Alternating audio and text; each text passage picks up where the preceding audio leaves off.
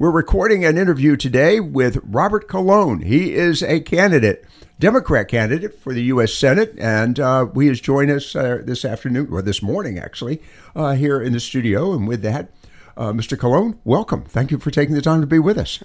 Thank you for having me. All right, U.S. Senate. Let's talk about Robert Colon. Who is he? Where are you from originally, and where do you live now? Well, I'm originally from Waterbury, Connecticut.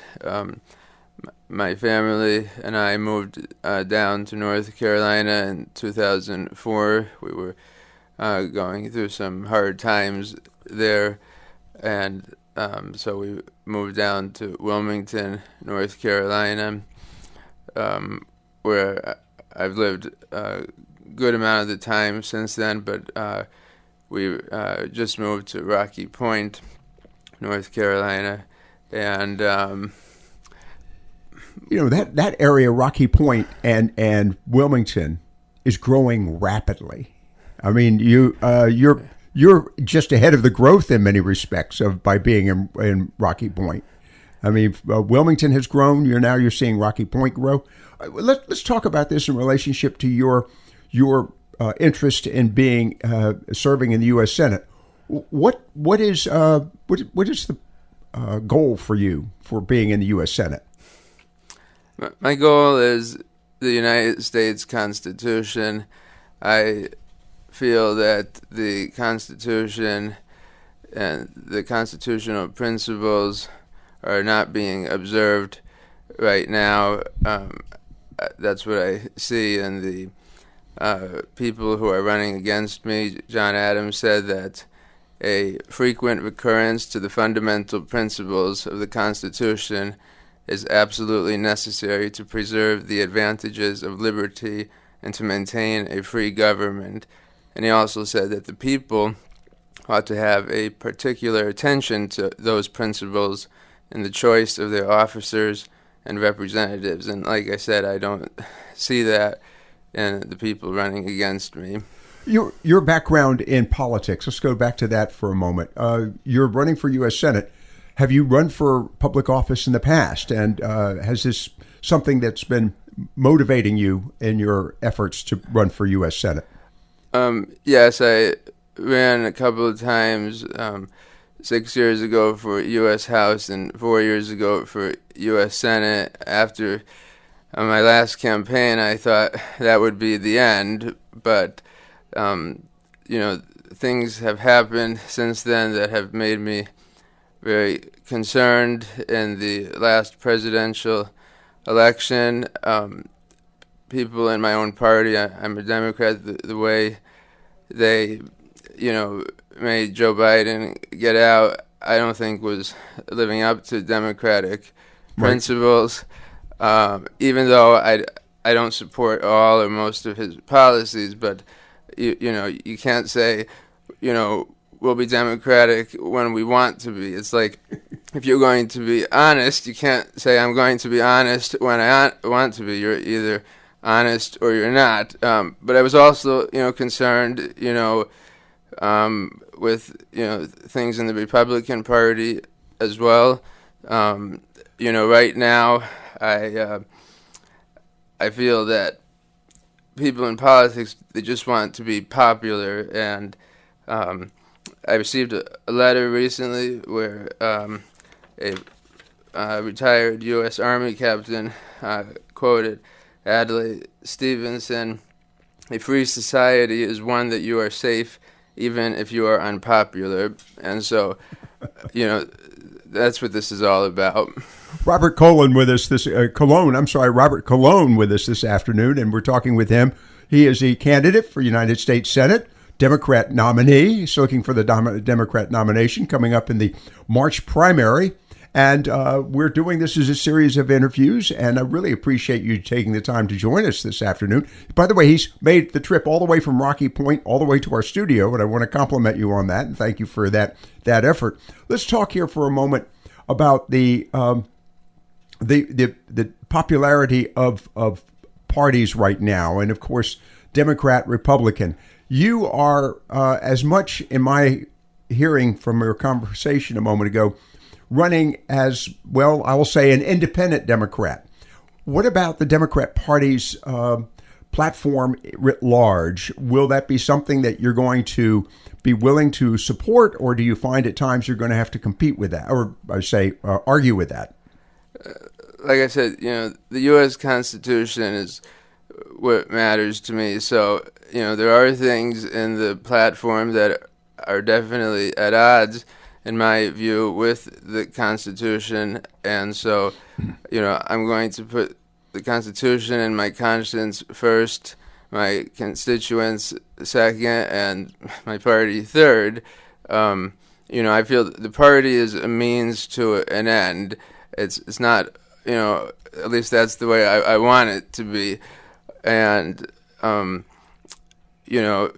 when the party is not living up to the Constitution, then, the Constitution has to take over.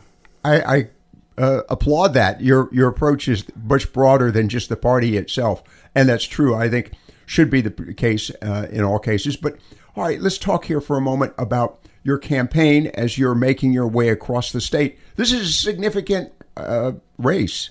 You're running for the entire state of North Carolina, not a district, not a congressional district.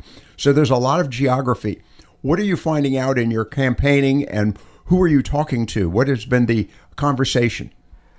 Well, I get emails and letters from different people. There are some people who, want me to fall in line totally with the party. They're bringing up things that are happening with immigration, and I understand, but, I also feel we have to look at things from, both sides. But, I'm also hearing from people who are raising concerns that aren't talked about as much in the media. A person contacted me whose, fiance was killed by a reckless driver here in North Carolina. Crime is my number one concern. Like I said, a free society where you're safe, and so, a safer society, is what I'm about. And, it seems if, something doesn't fit the media's agenda, then, they don't talk as much about that. I'm also, hearing from this, retired Army captain about how, veterans in the South, they just, they want to be let alone and be able to, grieve in peace. And, there are people in my party who don't want to address that, who don't care about that. And so, those are things that I'm hearing. We're talking again with a candidate for U.S. Senate, Democrat candidate, seeking nomination in the March 3rd primary, which is just a month away, practically, less than a month away, Robert Colon, and he's joining us from Rocky Point. You bring up two items there here a few moments ago, veterans and basically crime. Do you have a top list, if you will, top 5 items in your campaign? I have, 5 points, to me, like 5 points of a star: crime, immigration, peace, tax reform, and values. Wow. All right. Let's talk real quickly. Immigration reform, obviously, there's a lot of criticism on that. I don't want to belabor that, but I'm just curious your observations about the need for reform. How would we go about reforming it? Ideally, I would like to take the position of Benjamin Franklin, which was that strangers are welcome because there's room enough for them all. But he also, believed that they shouldn't, expect anything from the government except good laws and liberty. And so that's, where I am ideally. I do understand we have, issues with drugs coming into this country, and I take that very seriously. I do feel the president has gone too far sometimes. But at the same time, this really doesn't have to do with immigration, in my opinion. If people, are against what's being done, to enforce the laws, yes, they have the right of redress, but redress doesn't mean interfering with enforcement. It doesn't mean interfering or obstructing enforcement, throwing objects at officers, making death threats against them. There is a process in the Constitution to follow, and that's, peaceable assembly, request redress of your grievances, free speech, free press, and vote. All right, one other item you touched on, taxes. Let's talk about that.